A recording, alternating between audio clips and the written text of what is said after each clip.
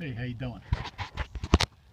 We're back here at the Grand Cherokee, and what we're going to do today is we're going to replace back brakes. Even though I don't see that I exactly need them, they're about, I'd say about half wore down, maybe a little less. But I had the wheel off, and these things last forever, so I'm just going to do it. But what I did is today I'm going to do the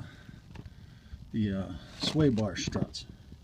You can see this one's been clunking for a while. It's been running up on there, and what I've got to replace it, where the hell to go, is I went to DriveWorks. I went to AutoZone, and I ordered the Moogs, but what I didn't realize is they gave me these instead, these DriveWorks. And I don't know, I don't remember which one was more expensive. I'm assuming it was the Moog, but it's not going to kill me. And this is the product right here, and that's going to go in there. And you want the screw end, the nut end up. Okay, and that's what it used to look like. All that other shit fell off. But to do that, the only thing I'm going to need is two 9/16 ratchets, or wrenches. Ratcheting wrenches is what I use. That's why I got it confused there. But that's what's going to do that. And then I'm going to do the brakes. And for that, what you do is there's a bolt right here. That's a 13 millimeter. And then there's one on the bottom. And you pull these out. And once you get that off, you pop the caliper off, and you wind it in with a C-clamp. I'll show you that a little bit later. But I guess I'll start with the struts there. And what I'm going to do with this, I'm not even going to mess around with a ratchet. I'm just going to pull out the old Harbor Freight grinder and knock that right off.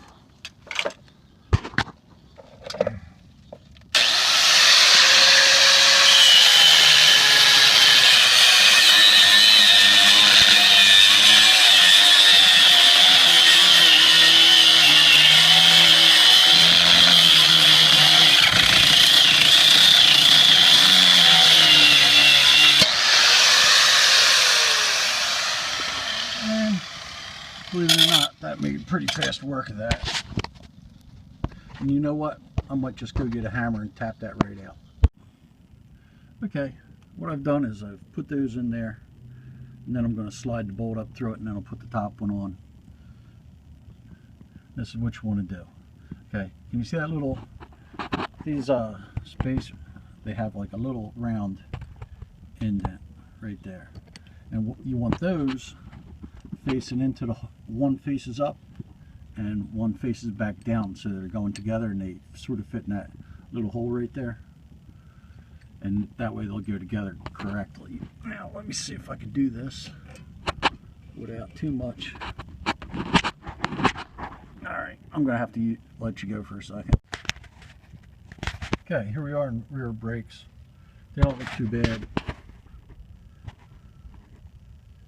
but I'm going to replace them anyway. I picked up a pair of ceramics, and I don't like brake dust anymore. I'm getting too old to keep cleaning that shit off. And I understand that they stop a little better too. Brake rotor doesn't look too bad, so I'm just going to do it. So what you do is you got two bolts, one here and one under here, and they are 13 millimeter. And you want to loosen those. And after we're done that, we're going to... Okay, what you do here is you just pull these out. And you take these off. And this one pops right out. See that? That one's going to pop right out. It's a little hard to do one-handed, but... And then this one here, you pull these out with a screwdriver and they just pop out towards you. But you don't want it, you want to hang it, you don't want it to be hanging on the hose there. So I got a piece of wire. I'm just going to grab it real quick and hang it up. Then I'll pop off these. I'll take the C-clamp and show you. Okay, this is how I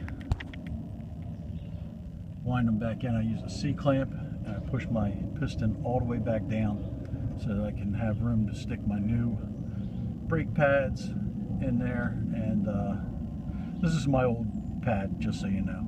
I'm not cranking on a new one, and it goes in very easily. And you want it in there nice and flush. I think I have another turn. That feels a little proud. But anyway, you can see I got it tied up there so I don't have the weight sitting on my hose. And here we are. And what you do is you click your pads in. I put a little grease on where the pads will be running. You click the bottom in like that, and then you'll know if you have your piston in enough, if it slides right on your caliper. If not, just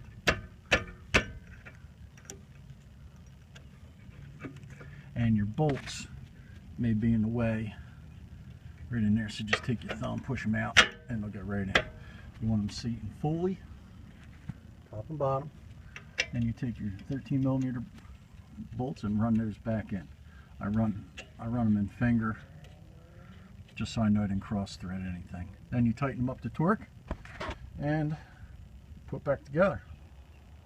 That's a done deal. All right, here we go. You can see how they go together. Now, remember, one side has the little thing that goes in there, and then you take that and you put it face down on this one. Boom. Then you take the washer, put it on top, and then you take this 9/16 nut,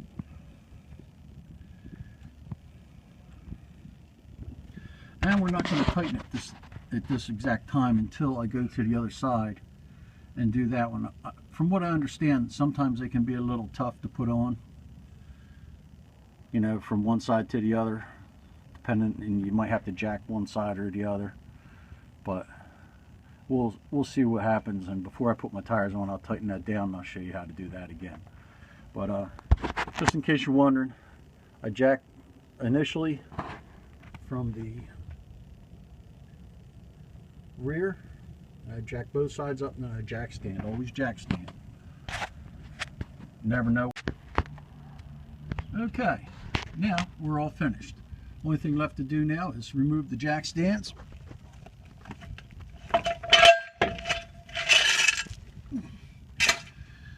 And put my wheel back on. And you want to tighten it up and torque it down, but you don't have to go ape shit and squeeze them out all over the place, because you want them tight but not too loose either. And don't forget to put the thread lock. Use the blue, and that's what I used. I could have guessed used red, because I don't plan on having this car long enough to change them again, as long as everything goes right. And there you go. Don't forget to like and subscribe. Give me a thumbs up. It's not going to kill you. Thanks a lot. And there you go. 98 Jeep Grand Cherokee.